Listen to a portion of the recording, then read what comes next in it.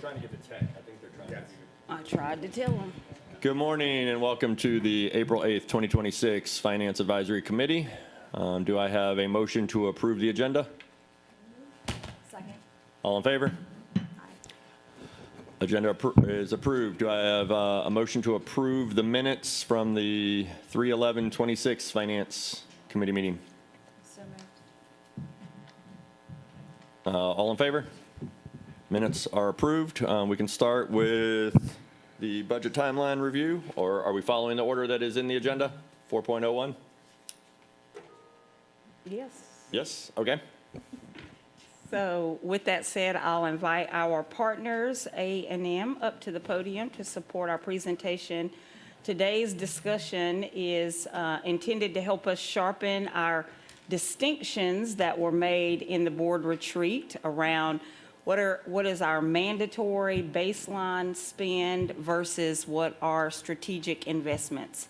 And today we'll be getting into more of what are our obligations, what are those essential things that we have to make sure that our schools and our district operate safely, legally, and effectively. And so determining those things first, and then later on this month, as we think about our finance workshop, we'll be diving a little bit more into strategic investments, those things that we have a choice around. A key area where we need committee guidance today is how to treat a cost of living adjustment.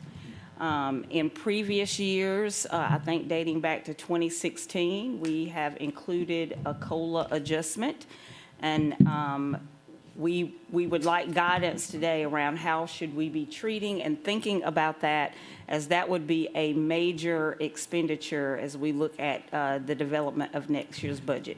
Is it a baseline or is it a strategic investment decision?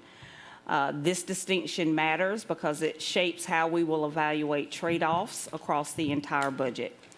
We're also excited today to provide an update on Munis. As you all know, we have had to reset that as a key system within our district, and that is aimed at improving our financial efficiency, strengthening how we track expenditures, and improving accuracy around our finances. So with that said, I'll turn the presentation over to our partners, A&M. Thank you, Dr. Watts. Good morning, Finance Advisory Committee. So today, I know you all spent some time, I wasn't with you at the board retreat, but spent some time at the board retreat kind of walking through some of the context around how we're starting to build this year's budget. And so what we want to spend some time with you today is really kind of digging in a little bit deeper on the baseline and mandatory cost review. I know we've talked about how we use this meeting in particular to get feedback, and so we want to kind of present to you the way that we're thinking about it, how we're starting to categorize the expenditures in the budget to begin to build that baseline view on top of which we'll add the strategic priorities for the ultimate budget recommendation. So we'll talk through today's objective, then we'll give an overview of the timeline and where we are. We'll review the baseline mandatory spend, starting with QBE, how that impacts funding. But we'll also talk about the operating costs that are not funded by QBE that we believe to be part of the baseline experience. And then we'll talk about some of the areas of mandatory cost growth that we're seeing. We'll talk about how we think about some of the discretionary cost growth, and that'll lead us into the conversation about COLA in particular that Dr. Watts alluded to. And then we'll recap what's next to round out the presentation. So today we want to build that shared understanding of what is included in SCCPSS's baseline mandatory spend. And I think this is really an opportunity for you all to say, hey, we think that is baseline or mandatory, or maybe it's not, or what's missing. So we definitely would appreciate feedback there. We'll preview kind of what our discretionary spend approach is, and we'll talk about that a little more detail in the April workshop. And then we'll talk about the board guidelines around the compensation adjustments, namely the COLA increase. So just to orient you to where we are in the budget process, today we're going to have that conversation about the baseline mandatory category. In our budget workshop, we'll do a bigger deep dive into the strategic investments, reductions and redesigns, and the unresolved trade-offs. And we'll be able to use kind of the feedback that we get from you all during today's meeting as well as tomorrow, not tomorrow's meeting, the later meeting this month, to talk through these other categories to ultimately build the cases for the budget that we'll review in totality in May. So baseline mandatory spend, there's been a lot of discussion around what we get from QBE. So what does QBE include? We get those formula-driven ratios that determine how many teachers are allocated to classrooms.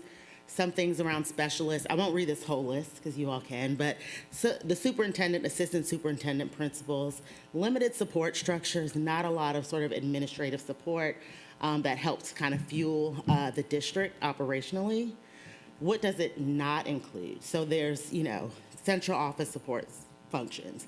So there's maybe one accountant that's funded through QBE rather than a full finance department, things of that nature. There are additional teachers. You'll see in a couple of slides how many more teachers are funded through local funding rather than the QBE formulas. Those other programs that help to build the educational experience, when we think about fine arts, athletics, things of that nature, those are not QBE funded. There's a fair amount of transportation and facilities costs, also not QBE funded. And then when we start to think about safety, security, the people that support our students, nurses and aides, those are not QBE funded.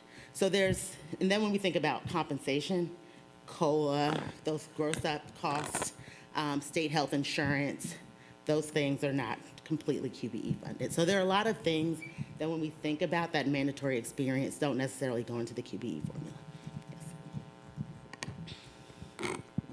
So, no fine arts there are no fine arts in QBE? I thought there were.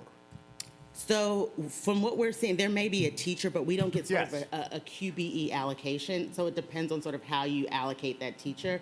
But when you think about the fullness of the fine arts programs that are, provided by the district, that is not something that's covered by the QBE funding formula. From the state. So the state does not fund any music teachers. We'll look back at the exact teacher sort of allocations, I but thought there were, I didn't think there were a lot, but I thought there were. I would say the majority of the costs that you all are spending on fine arts are locally funded. I didn't think they had any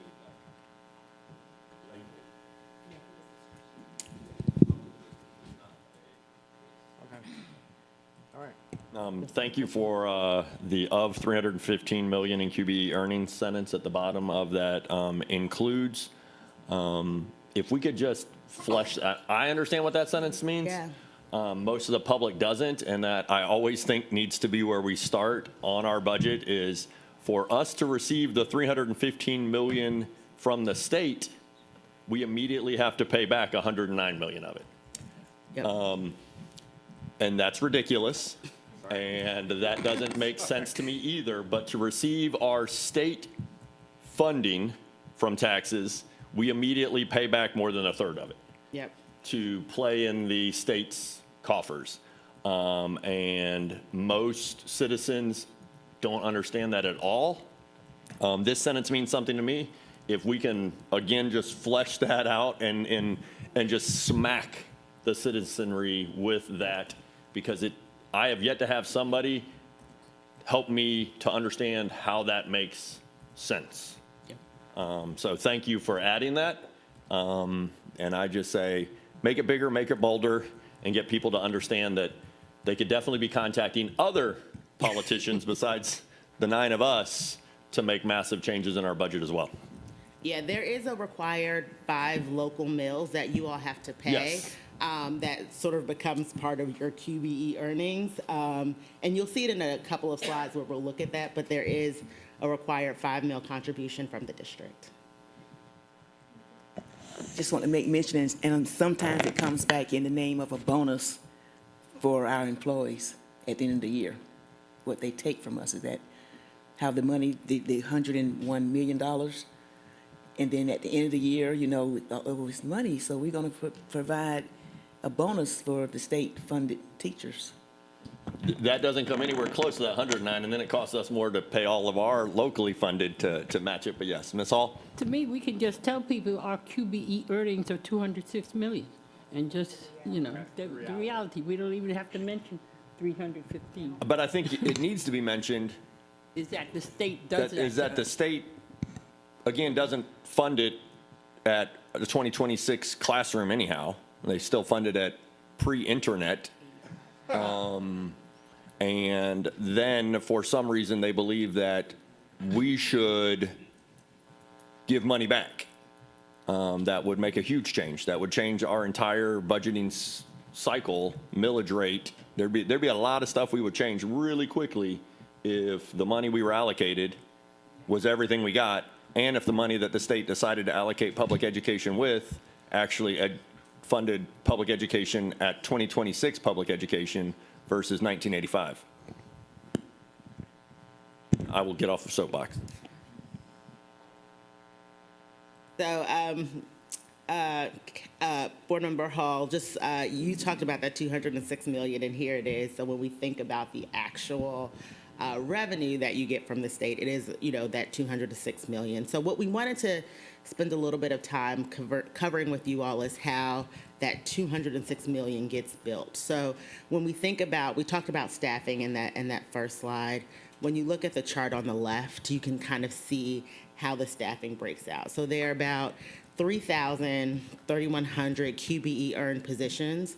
When we look at the current FTE for the district, there's about 4,975 that are general funded. So you guys have about another 600 that are funded in other places like school nutrition and pre-K and some other funds that money goes into. When you look at the difference between the first two columns, it's really kind of showing what more is added by the district. You'll see a couple of places where there's kind of a decrease in what's represented in the QBE earned positions. And those may be places where you've decided, oh, we need, 7 fewer media center people, or maybe you haven't hired those people, their vacancies, or those roles have been reallocated to other needs across the district. When we think about some of the additional funding, so there's certificated teacher salary increases, some school administration, maintenance and operations for facilities, the media center, some additional days in professional development. That's another 25, almost 26 million. And then some categorical grants for transportation, nursing services, military counselors, and charter support, and student mental health that account for another 9 million. So when you look at the QBE earned positions, the direct support and the categorical grants, that's what kind of totals that 206.8 million. The remainder of the balance are the other general fund revenues that go to kind of support the remainder of your budget. So only about 31.6% of your overall funding is covered by QBE. Sorry. Yep. Nope. Go ahead, Ms. Moss. Yeah. This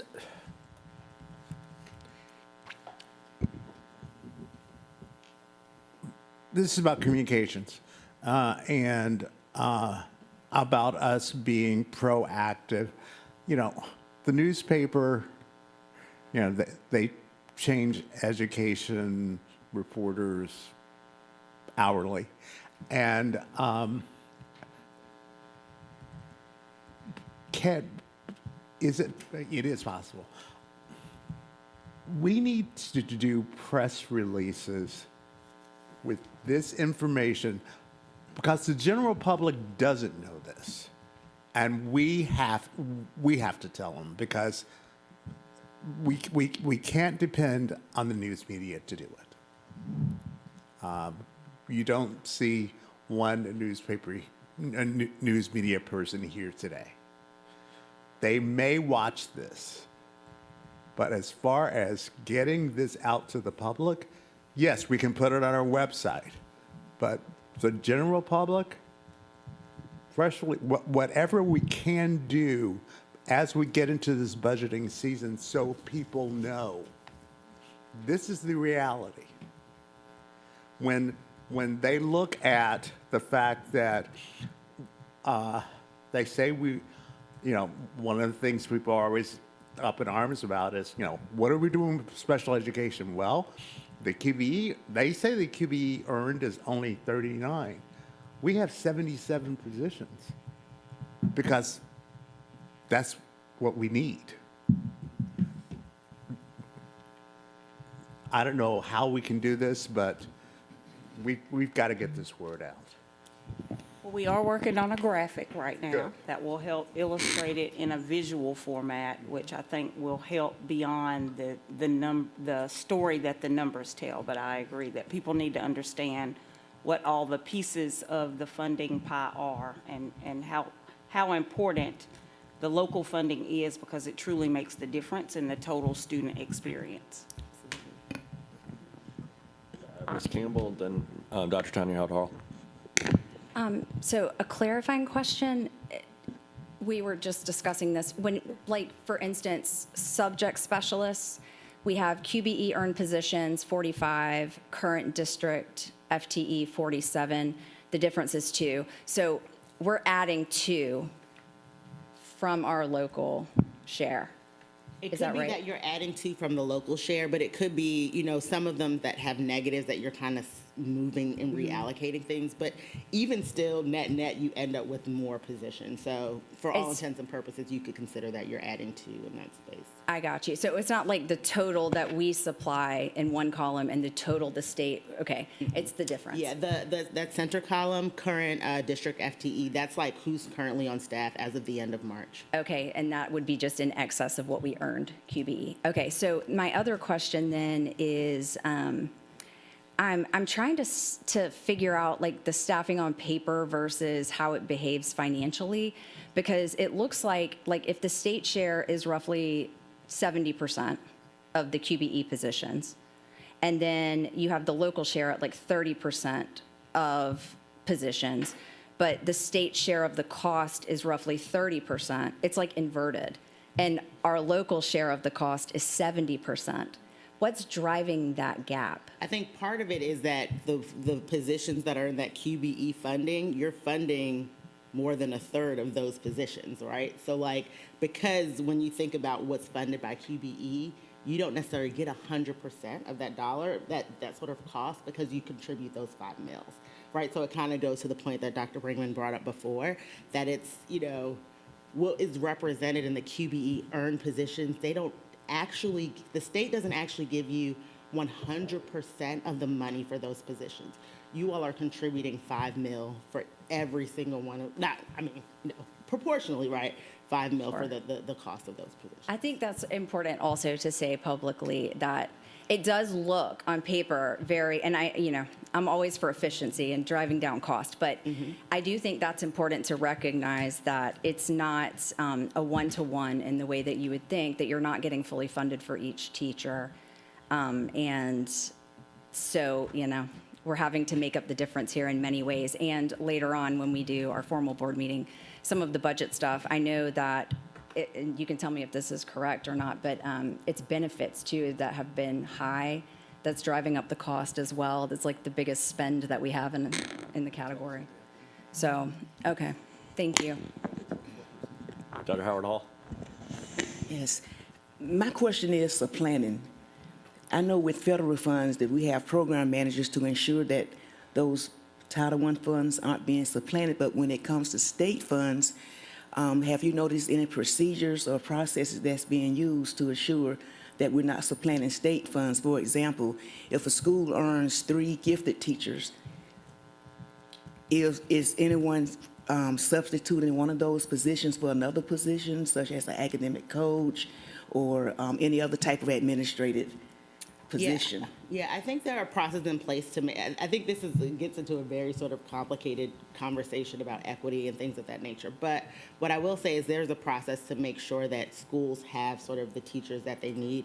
It doesn't have the same sort of impact that you have at the federal level, where they take, you have to supplement, not supplant. It's a little bit different. You guys have a little bit more discretion on the state side than you do, on the federal side. So it's okay if teachers are earned and those positions are being supplanted for another position? So yes, it's a little, I wouldn't use the word supplant because it's a little bit, it works a little bit differently, but you can reallocate them to other places where you believe that you as a district have need, depending on where those teachers are. and where they sit. I don't know, Mr. Butler might want to add more color to that, because this Yeah. was some new learning for us this year too as well. Yeah, so I'll respond specifically to that scenario where if a school earns a gifted teacher and is allocated the funds for that gifted teacher, that position cannot be used for an academic coach,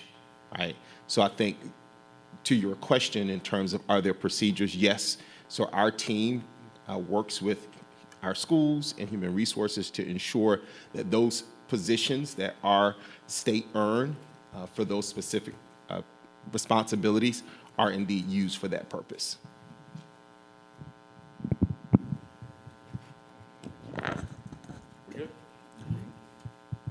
So I'm going to transition to my colleague John to talk about the non-QBE supported.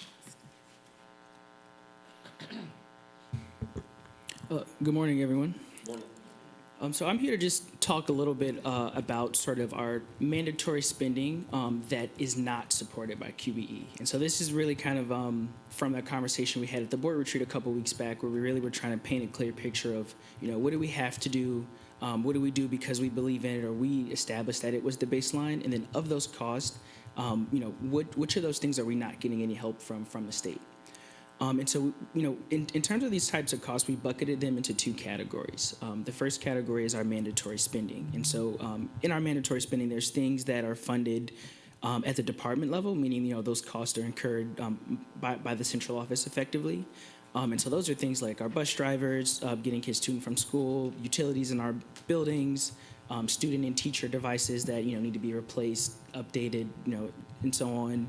Our HR departments, recruitment departments, it's not listed here, but like our finance department, communications, and so on. And so there's a lot of things that we really need to operate a school district that the state is not providing any additional funds to support. On the other hand, we have, similar mandatory costs that are incurred directly at schools. So that includes things like custodial services, maybe your administrative staff at your school, or any other supplemental education spend that you may see directly incurred at a school. And so, those together, this is not meant to be an exhaustive list, but those are the types of things that represent our mandatory costs, things that we absolutely have to do to safely operate a school district in a given fiscal year. Now, over to the right, we have another category of spending, which we have been calling the baseline spend.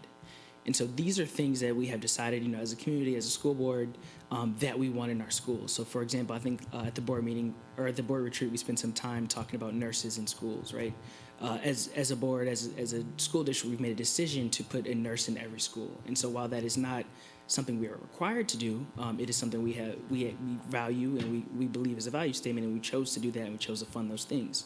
That also, includes higher assistant principal staffing levels. I'm sure you all saw in the last slide, we have a few higher assistant principals than were funded by QBE.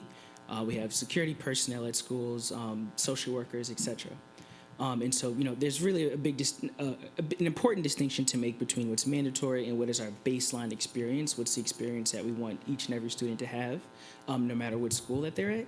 And there's a difference in, what we have to do versus what we don't have to do. But at the end of the day, neither one of these or neither of these categories are things that are supported by QBE funding, and thus are, bigger pools in our local revenues. Any questions here?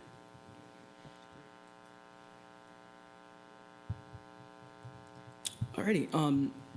So thinking, more about sort of those mandatory cost drivers, we wanted to talk about sort of the categories of those, or the types of costs of those that are growing, and sort of articulate for the board, for the public community, where those costs are being incurred. And some of those costs are things that are shared across both the department and the schools. On the school side, we have a lot of different enrollment changes, right? We've been following the enrollment trends. It's been a topic of discussion over the past few board meetings, and there are going to be different changes we have to make to our staffing levels in response to how our enrollment moves. In the case of this district in particular, one thing we noticed is that our level of need for students is changing, right? We've had hired special education students, and that is going to necessitate that we think a little bit more critically about how we staff schools, and it may require more specialized teachers, right? It may require just a different staffing ratio than we're used to seeing or have seen historically. I talked a little bit earlier about the just technology replacement cycles, new devices, laptops, iPads, whatever it may be, things to support students' education. And the challenge is the QBE formula is really dated, right? And it existed before the classroom looked as it does today, and it doesn't provide adequate funding for those types of things. Just general supplies, materials, equipment, things are getting more expensive each year. And then the last mandatory cost growth driver I want to talk about is certification and advanced education-based salary increases. When a teacher may go to school, get a certification or an advanced degree, they're expected to be compensated in line with that.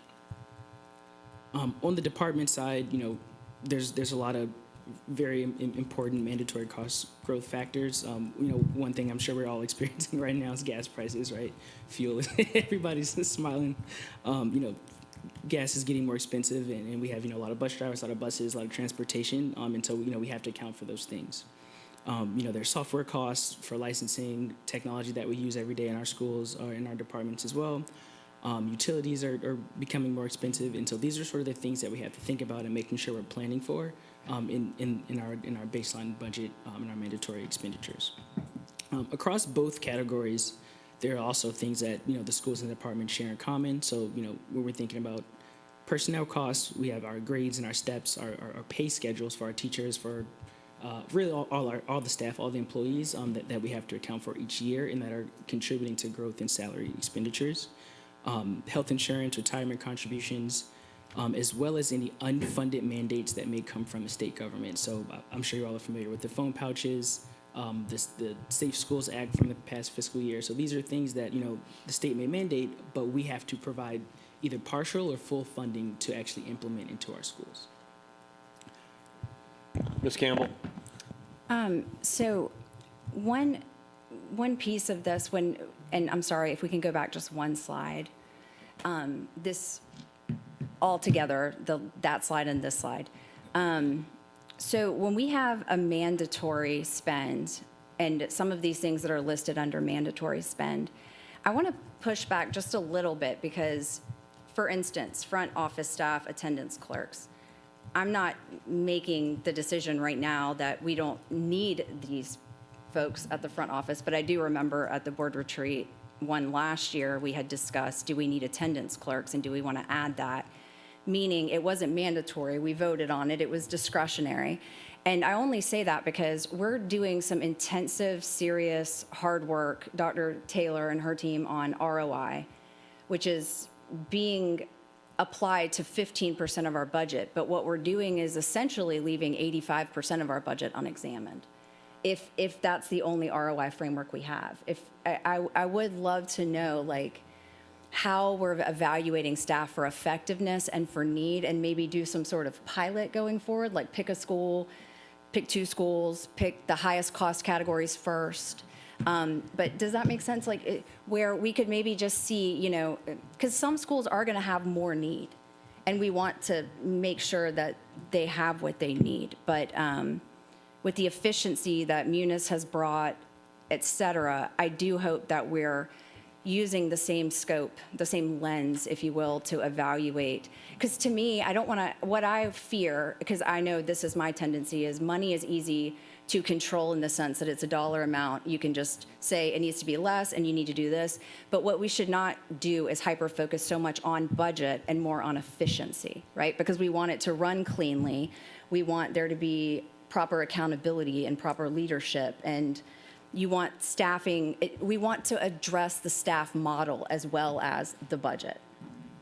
I want to just make sure I understand. Our current program inventory truly includes programs. We have not gotten to a place yet where we are looking at people as a part of a program. So those things are not currently being evaluated, but your push is that we begin to look at groups of people as a program. Yeah, and and just measure the this- effectiveness of that Yes. strategy. Yeah, and the staffing model in general, right? In the Right. sense that if you have, I think I don't know that this is true, this for the public, this is, totally theoretical here, but if you have, 10 people overseeing 50 people, who's really in charge? And this is something I've heard from people, I don't know who my boss is, like, who can I say no to, or I have my caseload's too big, or whatever it is, like, you want to know that there's one person that's guiding this ship, like your cabinet. You go to this director or this chief for a specific responsibility. If you have too many cooks in the kitchen, so to speak, it becomes confusing, and then people sort of fade into the background, and they don't know what they're doing either. It's like, and everyone's just trying to keep their job. But the goal of programs like Munis is to streamline and make things more efficient, not just monetarily, but for the sake of running the organization successfully. So. Mr. Moss? So I'm looking at department and really, along with what Ms. Campbell just mentioned, there are some things that we have no control over. But procurement-wise, we do have control over key operating contracts like waste management and printing, and how often are we going in and again, an ROI thing, how often are we going in and evaluating and making sure of the efficiency of the contracts that we have for that? Is there a way to save? Yeah, so,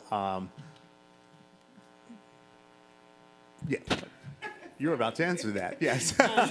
Yeah, sorry, John. I think there's opportunities for that, right? Like, I think right now, sort of that contract level evaluation of like, are we getting the most competitive cost for this particular thing? Are there places where we're buying independently, where we should be buying off of state contracts? All those things. That's an opportunity to kind of further evaluate procurement practices in general to get to some of those operational and cost efficiencies that you were kind of speaking about. But that's not sort of core to sort of this budget process. But I think it is something that there have been places where we've made note that, like, okay, there's not enough time to sort of go through a full procurement analysis on this right now, or depending on where you are in the contract cycle, you can't sort of easily shift that now. But as you move forward, there is the need to kind of really evaluate, are you getting the best pricing for X or Y good or service that you are spending on? Ms. Campbell again? Real quick clarification too. When I said, I'm thinking through this pilot idea that I just had, I don't know that we should start with schools. I think that won't necessarily be the highest bang for our buck if we're trying to streamline efficiency. Plus, we want to keep the schools as staffed up and stocked up as we can. But start, with like I said, a department, a highest cost area, and just see where we can increase not just our stewardship financially, but efficiency. So I just wanted to put that out there.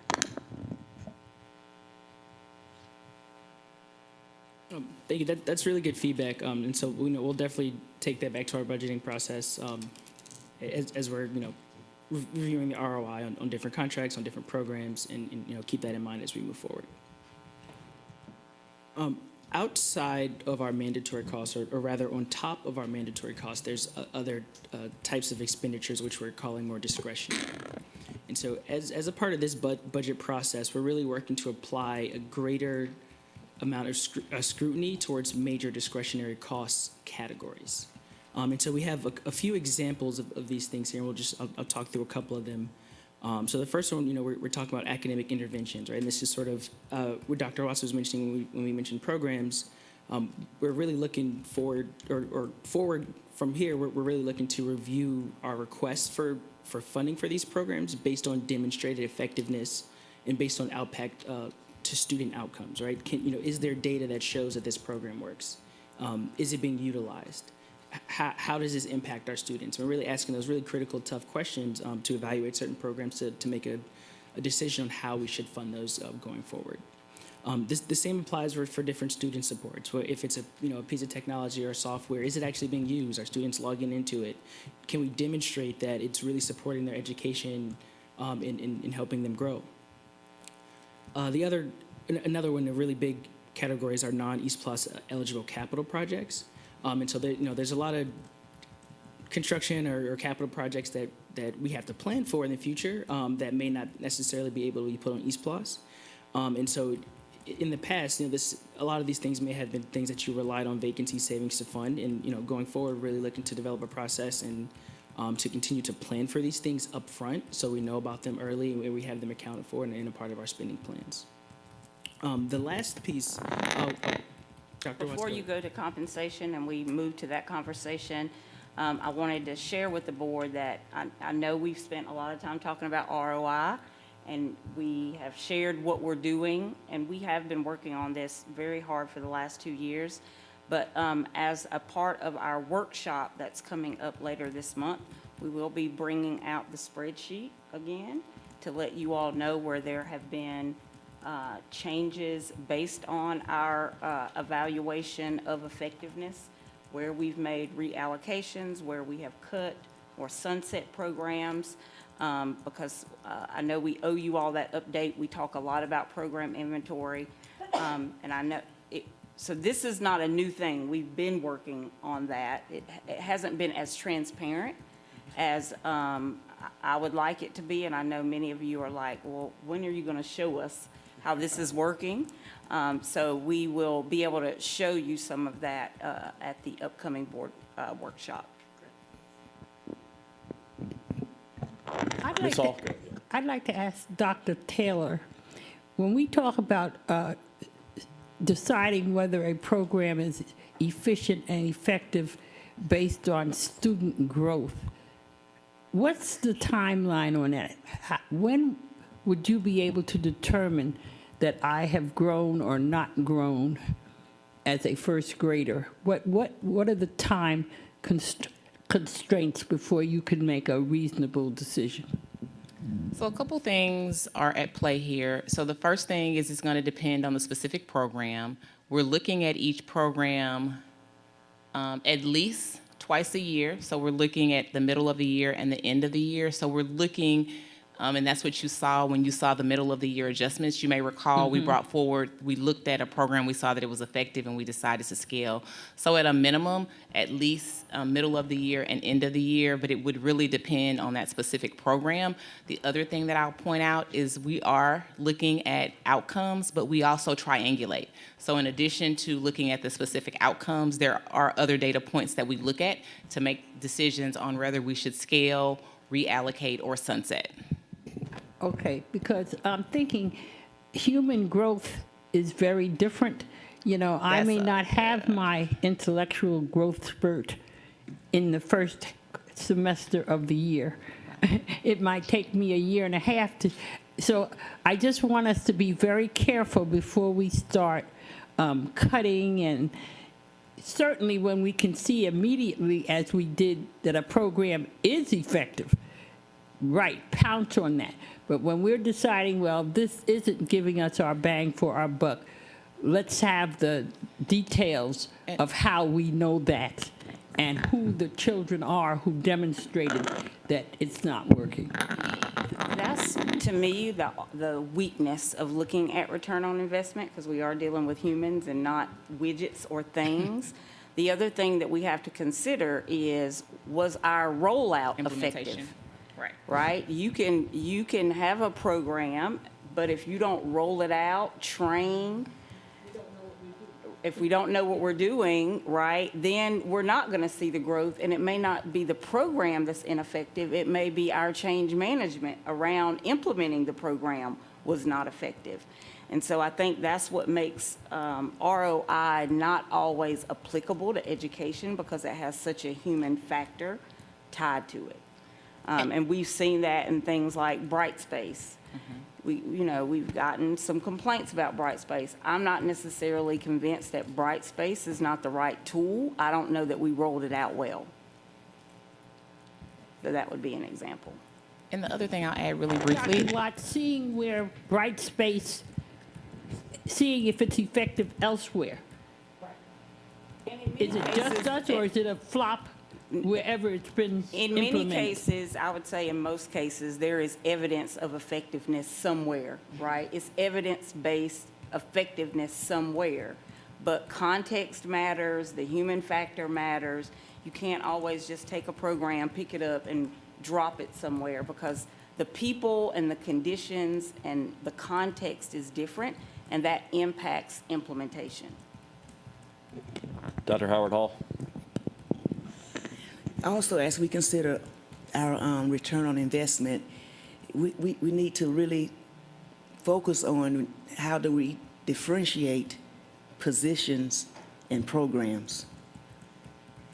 Because, for example, a position versus a program is more social workers, more counselors, school psychologists. Those aren't programs, but those are positions which are still needed to see a return on investment, especially when it comes to wraparound services and mental health.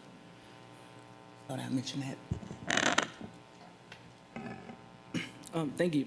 So the last piece of this is our compensation adjustments, and we want to have a pretty significant discussion with the board today just around the guardrails and priorities of the board as it relates to compensation adjustments.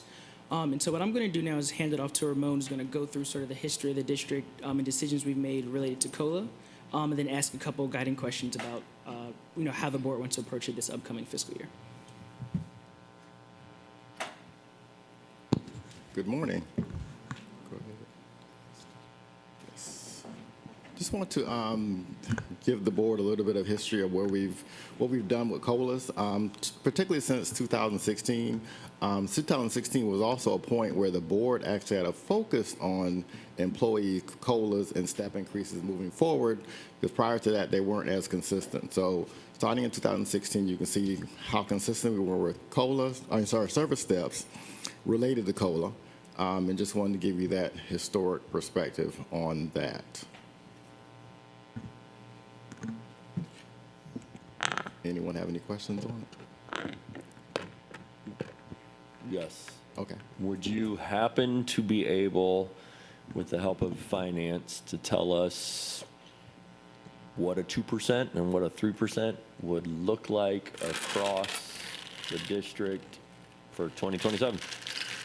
Yes, that is something that we're planning, I think, in the workshop to give you. I think today's discussion is more about do you support a COLA versus not supporting a COLA. And then there'll be many different options of percentages of COLAs. As you can see, we've done different things throughout the years.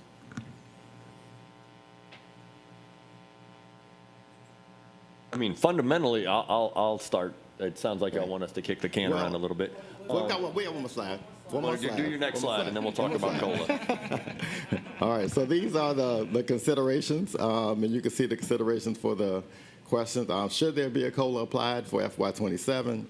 And how should the COLA and other adjustments be applied? And you can see teachers versus central office, certified versus non-certified positions. So that's kind of an open discussion. And you can see some of the other considerations on the left as well.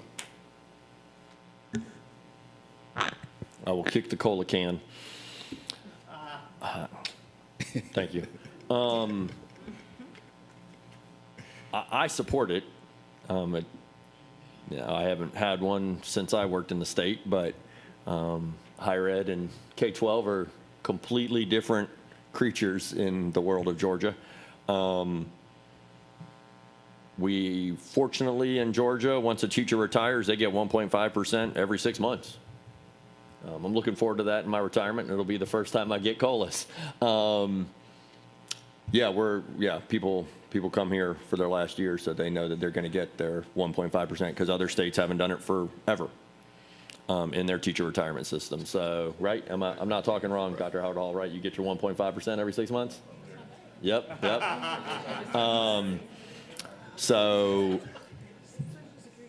The state in its retirement system feels that it is something that should happen.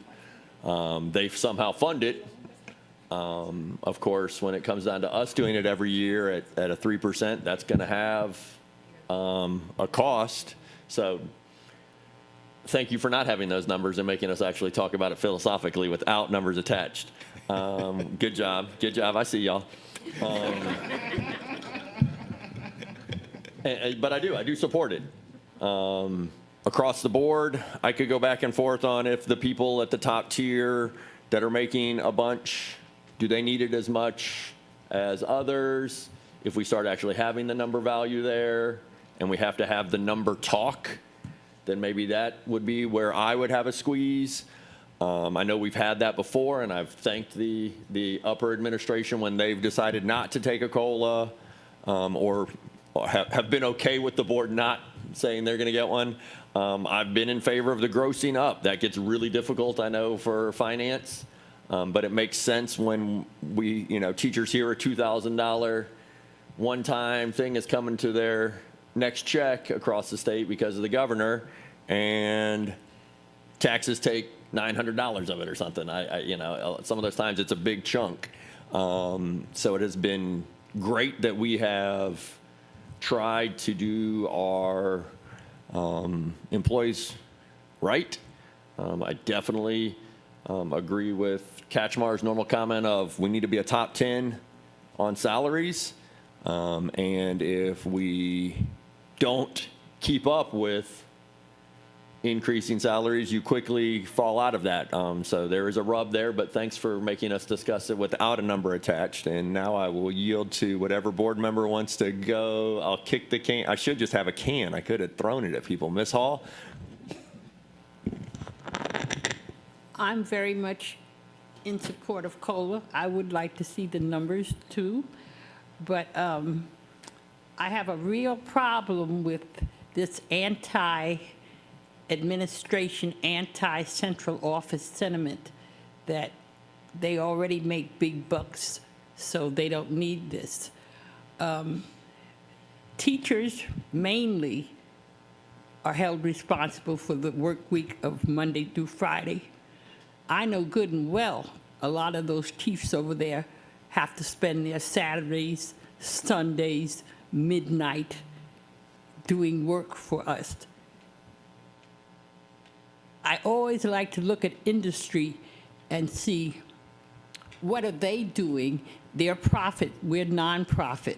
But how do we keep top tier intellectual material with us if we are not willing to show that we compensate you well enough for you to have the life that's reasonable for you? So I'll be happy to see the numbers, but I want to state in terms of this versus, teachers versus, no, the teachers aren't going to make it without a strong central office. So I'll be happy to get into that philosophical discussion when we see the numbers. And I'll retort, the industry on the profit side typically doesn't do COLAs. They do merit, which gets really tricky for us to now go down to every administrator and every person and say, what is your true value? So the few times that I, in my 15 years in the state system, have gotten a raise, it's merit. And the individuals that are over their departments are told, if you give one person 2%, somebody has to get 0. If you give one person 1%, you can give another person 1%. So it's all based on performance, and that's going to be a real slippery slope if we try to follow industry, because now we're going to rank our teachers or our administration to give them merit versus COLA. But that's the philosophical profit versus nonprofit, and are we doing a true COLA or are we doing a merit?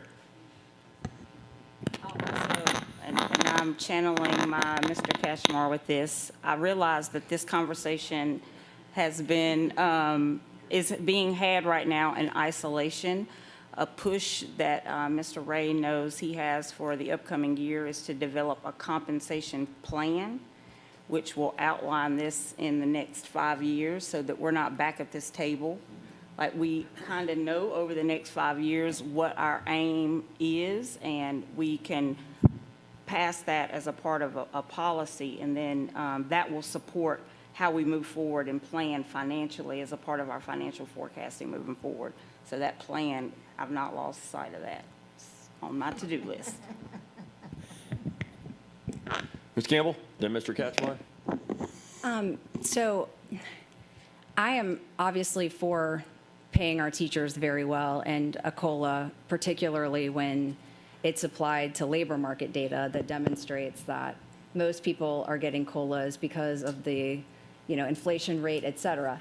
The problem though, right, and I'm just gonna speak to reality here, is that most taxpayers don't get a COLA. Like, to speak to Mr. Brinkman's point, but when you see the chunk of local taxes that contribute to this, I think we really, really I'm not opposed to merit-based pay, as many of you know, but I do think that we need to be very precise about what we decide to do going forward with a blanket statement like, how do we feel about COLA in the future? Because this isn't just like a one-year decision. This is a structural commitment for future obligation, where now we've put it into the universe and the expectation is such. So I do care when thinking about fiscal responsibility in the future, also with future unfunded mandates, future changes to what we're going to be getting because of new tax law. So all of that, I think of course, all of us want to give teachers everything they're worth and then some. But I do think we need to see numbers, and I love that you're doing the 5-year thing. I think that is a great idea. And then we can at least, if we're going to say yes to that, we know what we're getting into and what is going to have to be a trade-off, because that will almost certainly be a trade-off. So. Mr. Katchmar? So I'm not sure we're asking the exact right question. It's not, do we believe in COLAs or not? It's, should we put the cost of the COLA adjustment in this year's budget and then discuss whether to take it out? It's not whether we believe them or not, because typically we do. What we spend hours at meetings wringing our hands about is, should it be in there or not? My view goes back to, why do we discuss the COLA at all? Why do you have a COLA? It's a recruitment and retention tool, number one. And if we know there's a teacher shortage, if we know there's a talent shortage outside of the teaching pool, if we know the pipeline for those positions it's even smaller, let's get ahead of that issue and take off the table the primary reason most people take a new job. Most people don't take a new job because, hey, I can make a lot less money and live in a worse city, right? They take a new job for a family reason, or I can make more money and I have more professional upward mobility. So let's be the most attractive district or top 10 district in the state for those issues. That's why most people take new jobs. Like, everybody here who took this job in the last 10 years, money was a top 3 factor, I would guess. Some of you love working with Dr. Watts, and some of you love watching our board meetings and couldn't wait to work with us, I know. But, we all have to pay our mortgages too. So, if we think recruitment and retention is a main issue, and that most people are driven by finances, and most people will say, I'm going to stay here because I know there's a COLA, even if everything else is not perfect. I mean, people move to the state to work for their last year in TRS because there's a 1.5% COLA in retirement. I mean, people move to Florida because there's no state income tax. I mean, people are driven by finances. So if the fundamental issue is recruitment and retention, and COLA is a big part of that, to me, then we just put it in the budget and then we decide what it is. And then that has to be a put. That means we have to take from other places. So that's kind of how I'm thinking about it. Do I believe in COLAs or not? I do, because it's a recruitment and retention issue. The flip side of that is there's an entitlement perspective that then comes into play. I know I'm going to get a raise even if I'm the worst employee in the world. And so you have to have, in my mind, so like, I'm private industry. We have COLAs. We've also got merit. And part of the issue is, so people are bracketed. Part of my frustration has always been, we can't pay these people more because we have a bracket.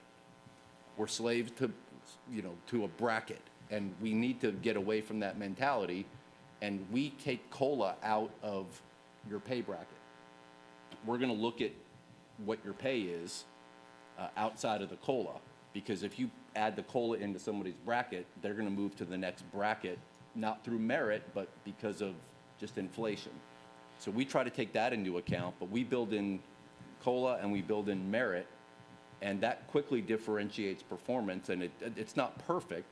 So we need to have COLAs, but we also need to have merit-based pay movement as well, and that helps a little bit address with the morale issue of, I'm working 90 hours a week and somebody else is working 30, we both have the same title and we're both getting a 3% raise. So we need to figure that out as well. In my mind, until the recruitment and retention issue gets fixed, and we've done a lot to fix it, COLA should be in the budget to start with, and then we need to decide what percentage and how much do we take away from it, or do we not do something else? That's the analysis for me. Dr. Howard Hall?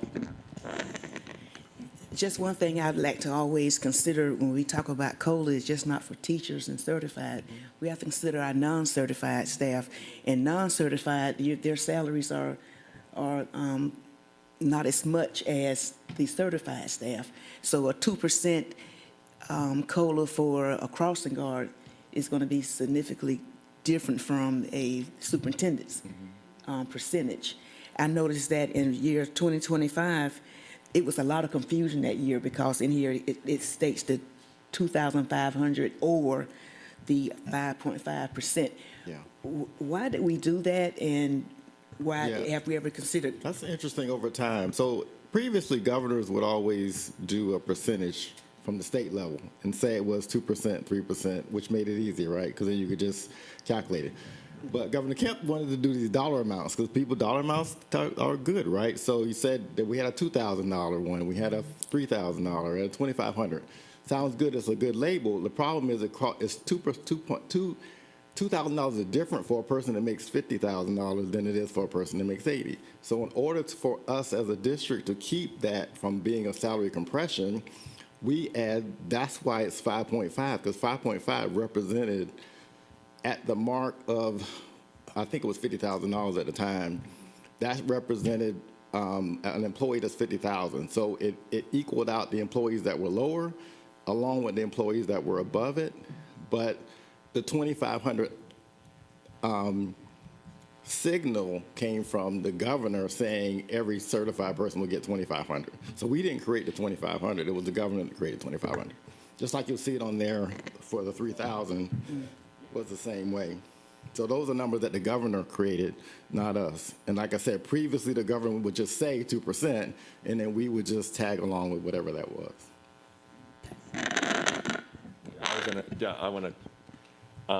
It sounds like we concur, at least who's sitting here, on a base, as a COLA being part of a baseline budget.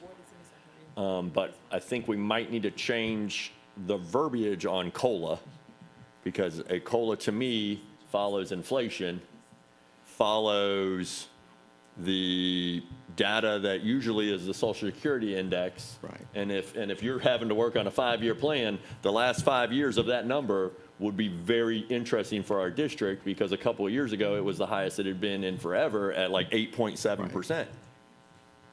Good point. Where last year was 2.5. This year, they're predicting 2.8.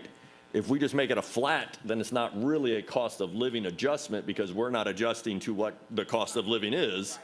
It's just now a 3% bump every year, which is, to me, just another step increase.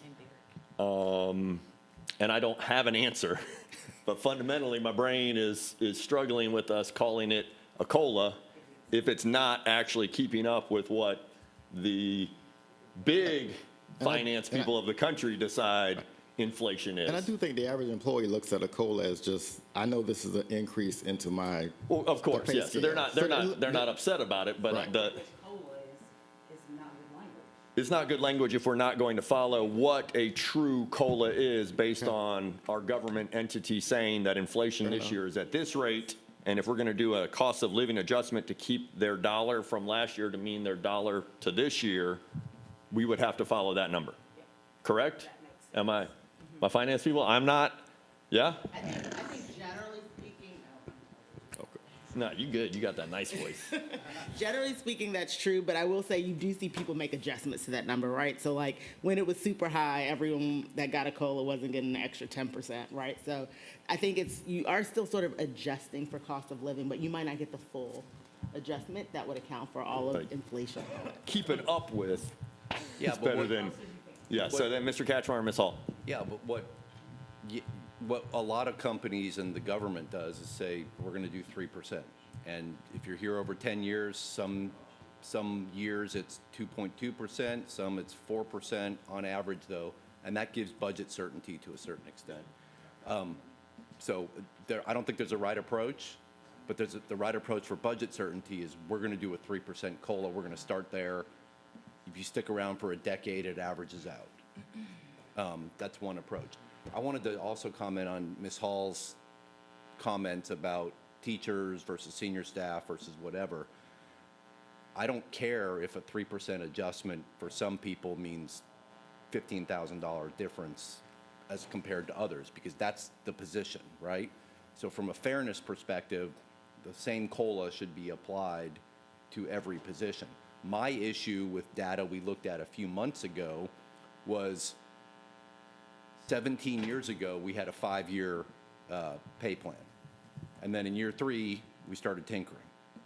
And then we didn't have a pay plan anymore. And so what we started doing was ad hoc COLAs and ad hoc step changes that were inconsistent. So if you look at pay positions over a decade, different positions got higher adjustments than others, and the data showed that central office got a higher rate over a decade of adjustments than a lot of other positions. That was my issue. And if it had been transportation, I would have had the same issue. I just think if we're doing step adjustments and if we're doing COLAs, it should be comparable across the district. And that's why we should have a 5-year pay plan or a 10-year pay plan and kind of stick with it as much as we can. I just want to put in the record what Denise Grabowski sent in. She said, I think COLA percentages should be initially based on rate of inflation, potentially capped at a dollar amount. So I'd like that to go in the record. Yeah, inflation has been mostly 2% except for the 6 and 7%. Mike? Campbell? Yeah, I definitely agree with what Mr. Cashmar just said. But mainly, I guess my biggest ask would be that as we work towards like a workforce strategy, not that we don't have one, but where we're streamlining, we're getting efficient, having accountability, which I think counteracts what Mr. Cashmar was warning against, like where you have an entitlement, versus merit-based, people. I don't think people are necessarily failing upward, but you want people to know that they're getting paid based on doing good work too, that they're here for the right reasons. But I guess the big ask would be that before we adopt anything or that we agree and vote on anything, that we have some fully integrated view of staffing, enrollment, and total cost over time, especially if we're going to do a 5-year plan. And I'm not being specific or picky on what that looks like, but something where we know staff concentrations in these areas and at these schools, and especially schools that are struggling. Like, where are we short? Where do we need to intensify our efforts, right? But that would give me at least a better understanding of where the money's going, where it's going to be needed, and then when the trade-offs come, because they will have to, what are we giving up?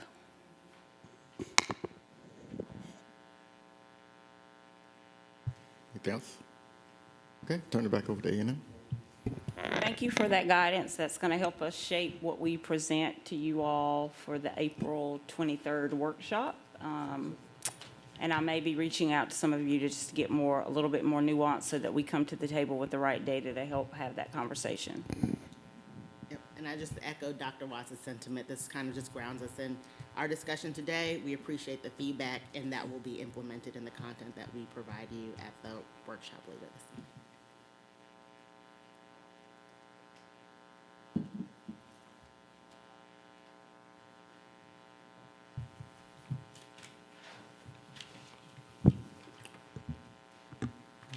Good morning. Today I'm going to provide for you a brief update on Munis from an operational perspective.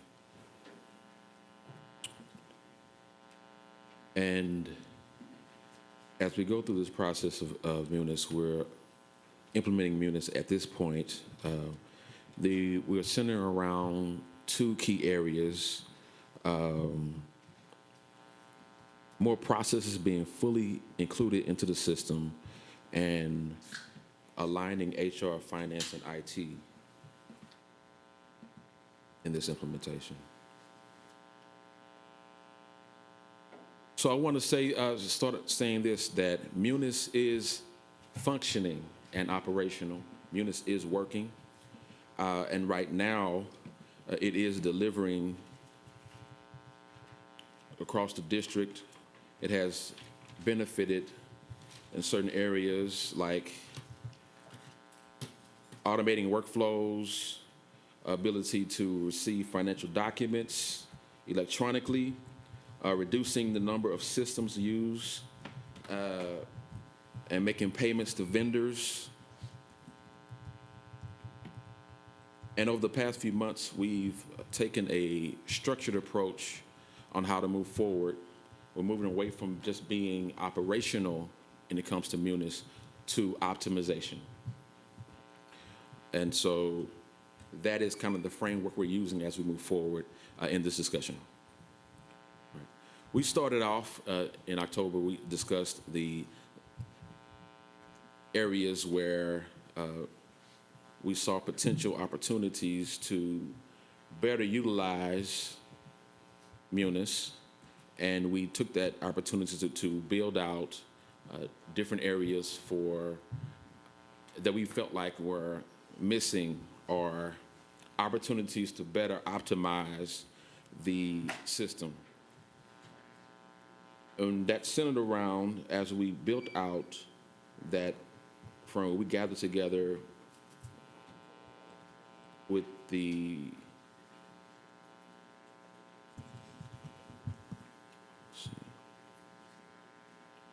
excuse me, my notes a little different than on the page here. All right.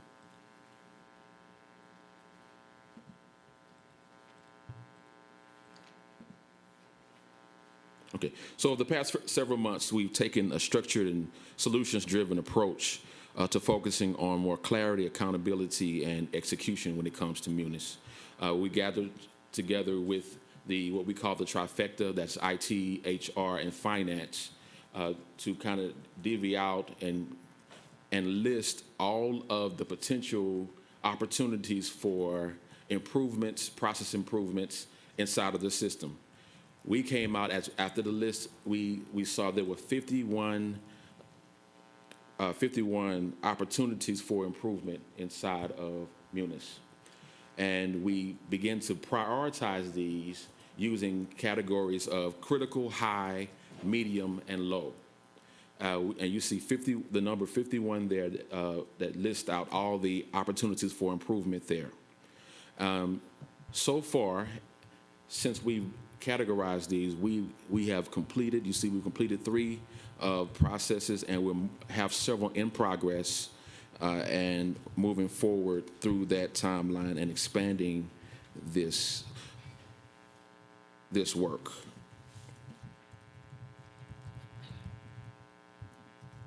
We realize too that in order for us to move forward with the Munis project, we have to make sure, we realize that we're having this trifecta. There are so many dependencies. I know that we say that we know that Munis is a financial system, but we have dependencies with HR and IT that we have to continue to work through. It's very difficult to separate the duties, very difficult to separate the processes. So we have have since then gathered together with all three areas on a weekly basis to work out the processes that we see inside of the system. Tuesdays and Wednesdays are the dates that we've set so far to work out finance issues, and the HR issues are opportunities for improvement there. And let me say this too. Since that time, we have discovered that we've been able to roll out vendor access to better pay our vendors on a more automatic basis. We've also achieved integration with time and attendance with Munis. We've soft launched an FMLA automatic process, created more workflows and processes for vendor payments, created more personal actions for staff improvement. So we are moving forward with this system.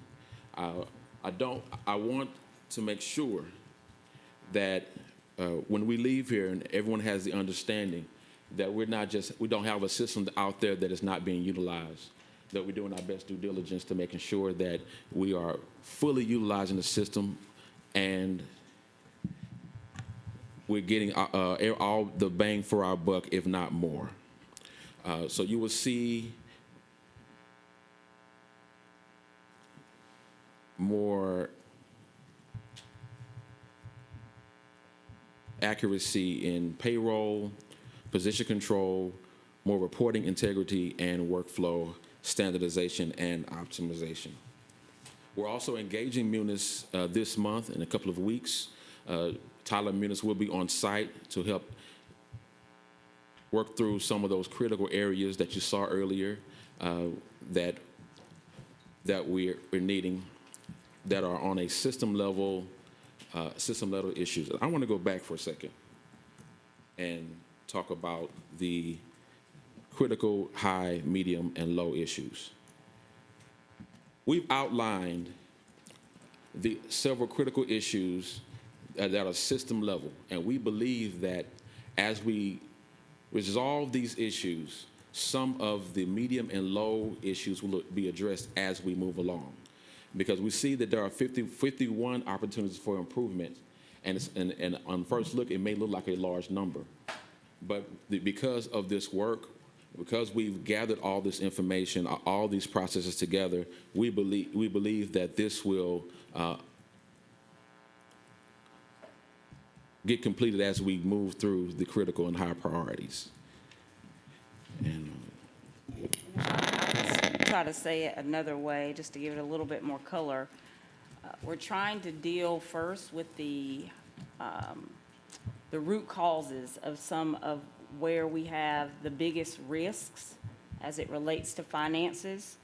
And in dealing with the root causes, it will flow down and address some of those other areas that are marked low and medium. So we've tried to prioritize and really pick out the ones that have the most impact or the highest potential risk to deal with first, if that makes sense. It was a prioritization. Munis is up and running. It has not been optimized in a way that gives us the financial efficiency. And I think one of the things that has been mentioned is that it is really a trifecta. When A&M did its initial third-party report, a lot of the Munis issues landed on the finance side of the house. Like, they had to own it. But the more I have learned and watched this process unfold, it was really unfair in many ways to say it was a finance issue. It was an issue with all three areas, HR and technology, business systems combined. Finance could only do what it was doing if the other two areas, they were codependent. They're codependent entities. And so I think it's important to lift up what now is taking place is a lot more collaboration, and transparency between the three departments, because that hindered the effective use of a system prior to now. And it was also unfair for that to land solely in the laps of finance at the beginning, because it was a codependent process that involved all three departments. And we've cleaned up quite a bit and already are seeing financial benefits from some of the things that cleanup has addressed. We're already seeing the financial benefits of it. Ms. Hall, Mr. Catchmark, and then Dr. Tanya Howell. So, Dr. Watts, this is a perfect example of what we were talking about earlier, that it wasn't the program. It was our not understanding and knowing what to do to make it work. So this is a great example. But I want to use this Munis example and your talk of collaboration to re-emphasize how important it is that all of our departments collaborate with each other, not just in something like Munis, but in every area of our district. That we need that collaboration and cooperation between this trifecta, academic affairs, and every other thing. The right hand has to know what the left hand is doing, and everyone has to be willing to pull their weight. So I'm really happy. I'm already hearing through the grapevine that the maintenance department is really benefiting from this Munis being up and running the way it should. Really hearing that from grassroots people, that it's making a big difference. So congratulations to Ms. Davidson for what she's doing over there with this. And also our vendors. You talk about getting them paid on time. I was mentioning that last month, that we've sometimes been called deadbeat. This should get us back where we belong as one of the best employers and best people to do business with in the county. So thank you. I'm surprised, because I'm going to channel Ms. Hall now and say, part of what, and you didn't, I'm surprised you didn't say it, but professional development and training people on how to use Munis is a key component, and it's the rollout, but it's not just you got trained for 2 hours, have at it. It's repetition. Yeah, so I'm surprised you didn't say that, but. Now that you mention that, let me add, like the cameras that we're putting in, the whole audio enhancement. We've got to train our teachers and everybody, and it can't just be a one-time shot, come to a 2-hour training. It has to be ongoing, continuous progress, so everyone knows where what to do and how all the cameras coming into the schools and across our sites are working and what's supposed to happen, because there seems to be some are expert at it and some don't have a clue about what's going on. Yeah. Well, I'm glad to hear this update, because the whole selling point on Munis was we're going to get rid of silos and force people to talk, or force departments to collaborate. So it seems like it's having that effect. What I got really excited about when we first heard about Munis is that we could modernize and expedite some processes, particularly in procurement and HR, while also increasing our accuracy. And I'm glad to hear that we're paying vendors more quickly and more accurately, but the complaint has always been on the front end. The procurement process, I don't know when we stopped, but we used to require posting outside of the door at the procurement office. We did things that the state of Georgia said we didn't need to do. We required paper, we required multiple copies, we required things.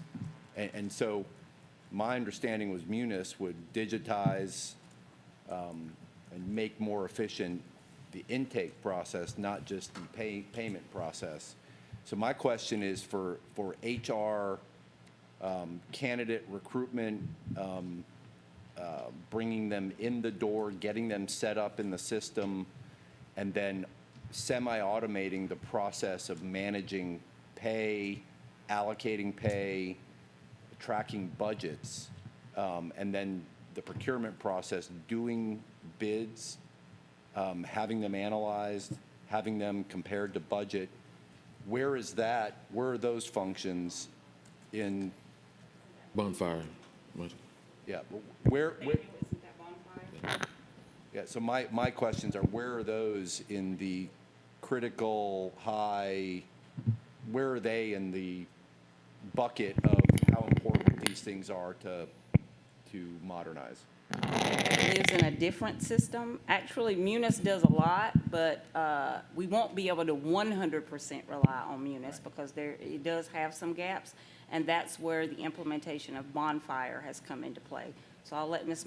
Nathaniel talk about the procurement purchasing side and the usage of Bonfire, because that's really the tool for that piece. So, and I'm kind of sidetracking the point of this presentation on that, so I'm happy to get a debrief later. What I just wanted to know was, we're modernizing that process. That process is being modernized, and do you want to give any updates on that? I know we have, it's live, it's Correct. Bonfire is live and it's working. Yeah, excuse me, good morning. It is, and I'll give you the 2-minute version. Bonfire is live. Munis could not do the contracting that we anticipated when we originally purchased Munis, so we went outside. The platform is called Bonfire. We brought it live in July, ran our first bids through that during that time period. Just March 9th, we activated what's called intake, where we can actually track our contracts from the initiators putting a request into the purchasing department.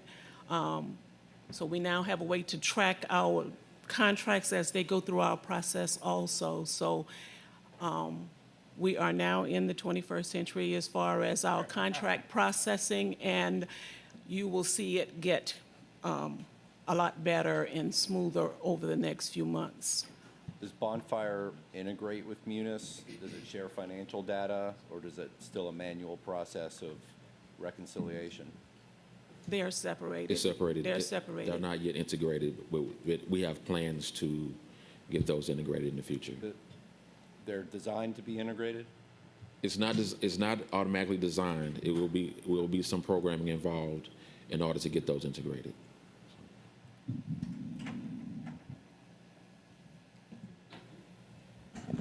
Yes, my question is a little different. It's regarding timekeeping. What are we doing to monitor timekeeping modifications? I've heard it through the grapevine that some employees, they sign in from home and have someone to cover their classes or cover their area.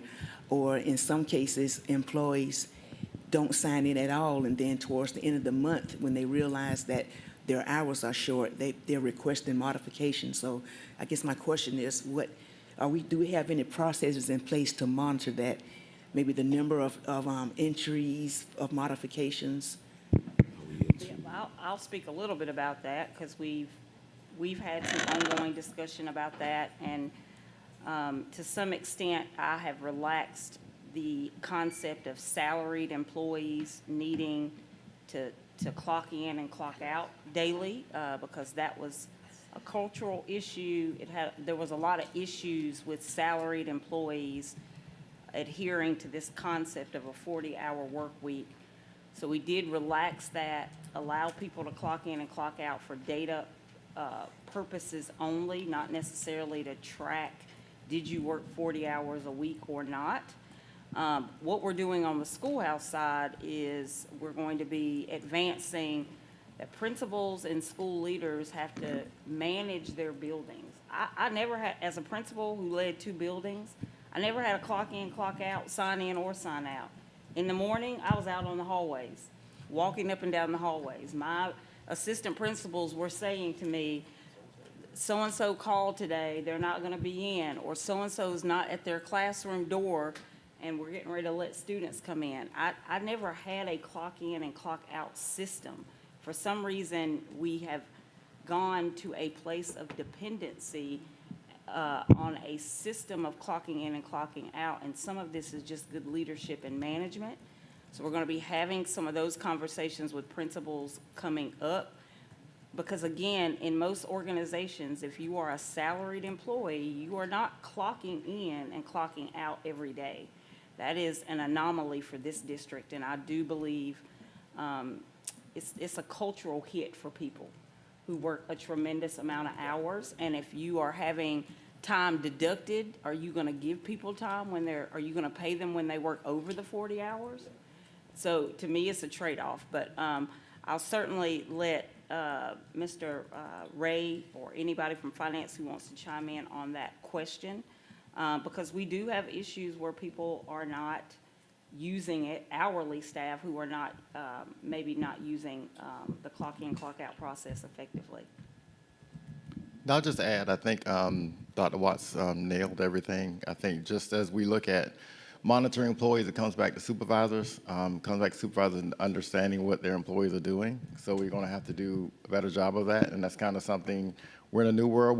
After the pandemic, obviously we started working more remotely, and there probably was a lot of things done during that time that that we reflect on or whatever. So we're still working as we start to have processes where people are able to work remotely, and in situations that come up where employees need to work remotely. So that's just a continuation of something we're going to continue to work on. And I know we are making some adjustments around, and Ms. Davidson can speak to that, maybe speak to this a little bit about who is reporting to who, because in the past, the example I would give, and Ms. Davidson, you'll have to jump in, we had S&P staff reporting. The reporting structure was throwing off who was monitoring clocking in and clocking out. If you'll speak to that a little bit. Yes, ma'am, that's correct. So the school nutrition staff was following up to the principal rather than the school nutrition staff at the central office. So from a principal's perspective, they can approve or decline, but then the central office school nutrition staff would have no idea, and they would have no idea to monitor the overtime and to approve the time cards. So now we have adjusted those supervisors to the appropriate area supervisor for school nutrition, because those are the individuals who are in the schools who can see day to day, was that manager there, was that lead there, and then they can also now have the opportunity to monitor and track overtime, so we can adjust as needed, but it gives us a financial opportunity to limit additional expenses where possible. Ms. Campbell?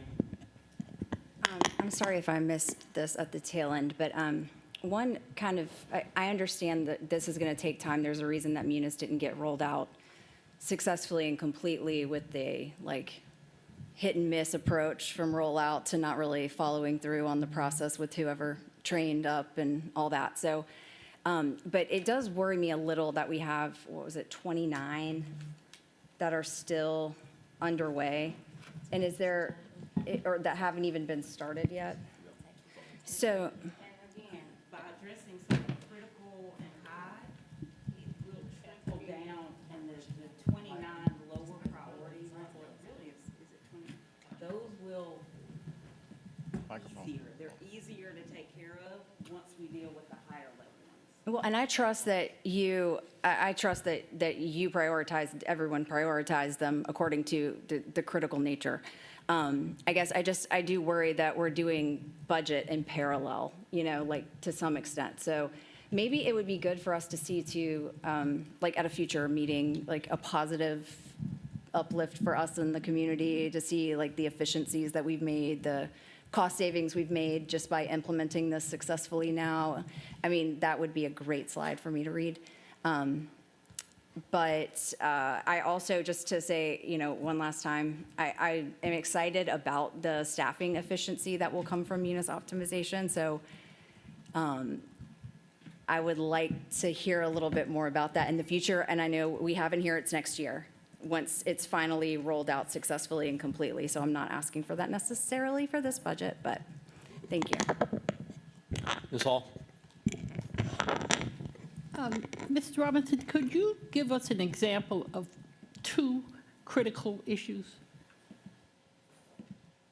Yes.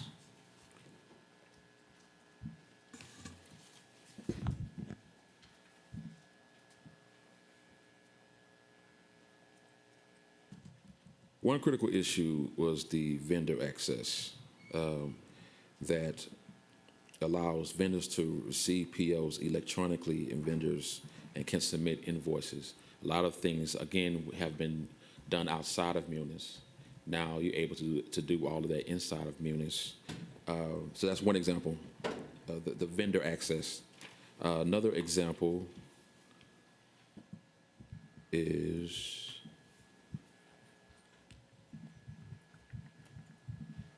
the integration of the time and attendance system with Munis. UKG has existed outside of Munis, now it's integrated, so that we'll have those real-time updates as we begin to clock in and clock, personnel begin to clock in and clock out. So those things have been critical because it works with the flow of everything else when it comes to payroll, and as well as budget control. It all flows together. Okay, thank you, that's very helpful. What about bottlenecks? Like, my desk has something sitting on it way longer than it should. So it should be, I should have signed for it, and it should be by now over to Stephanie's desk, but it's still sitting there with me for whatever reason. Can this system track that and say, that's Connie Hall holding this up, and we need to see why, the workflow. As part of the why- workflows, yes. But not just something's wrong with the workflow, but who's responsible for that stoppage of the workflow? Not just that the Yes. workflow isn't doing well, but who's making it mess up? Yes, you see inside of the workflows, as to your point, if someone has to sign a document to pay a Right. bill or a PO, you'll see where it started and who's part of the workflow it should go to next, where the stop is, and I have to admit it myself, I've had a phone call from my secretary say, hey, we're not able to pay this because we're waiting on your signature. So yes, it shows exactly who is stopping the work or stopping the workflow, yes. But that's wonderful. That's going to be revolutionary. Do you have any further questions? Yeah, like Sean is saying, humans are still vital. Yes. As wonderful as all this is, if, I'm lazy about getting my stuff to the next level, then that's where the problem exists. And that's where leadership is going to have to really be attentive. Yes, ma'am.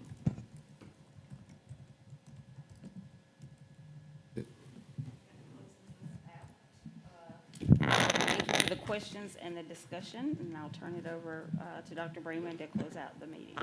Thank you, everyone. Motion to adjourn until informal. Moved, seconded, all in favor? You got 25 minutes to get ready for the next. You can beta test whatever needs to happen. A wiggle break.